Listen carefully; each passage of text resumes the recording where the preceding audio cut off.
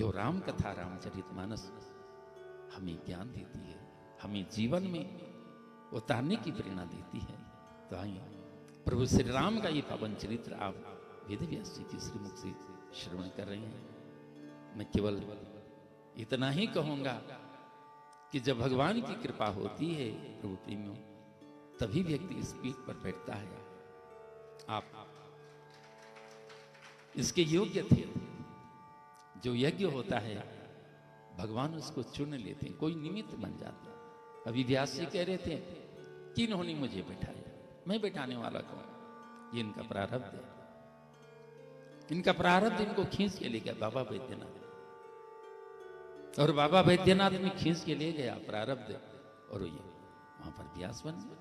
18 पुराणों की जो हमारे उत्तराखंड के 125 जो उत्तराखंड पूरे देश से, अयोध्या हो चाहे वृंदावन हो चाहे गया हो, काशी हो, पुष्कर राज हो, तीर्थराज प्रयाग हो, सबसे सारी देश से विद्वान मनीषी पधारे थे। और उन विद्वान मनुष्यों में एक व्यासपीठ को अलंकृत कर रहे थे हमारे पंडित दिवाकर प्रसाद भट्ट जी। ये डिग्री कॉलेज में पढ़े, कोई बड़ी बात नहीं। मैं अपनी आप बीती आपको बताता हूं, मैं भी डिग्री कॉलेज के पढ़ा हुआ। लोग मेरी हंसी उड़ाते थे, ये तो संस्कृत जानता ही नहीं, संस्कृत तो पढ़ा ही नहीं। लोगों ने बहुत विरोध भी मेरा किया, लेकिन मेरे गुरुजी इतने महान थे, पूज्यपाद ब्रह्मलीन सूरतराम थपलियाल जी, जिनको स्वामी आत्माराम तीर्थ के नाम से पूरी दुनिया जानती है। उनका आशीर्वाद हुआ और यही मंदिर है। इसी हनुमान मंदिर में पुरुषोत्तम मास में ही मेरे गुरुदेव ने मुझे बिठाया, और 1 महीने तक मैंने कथा किया।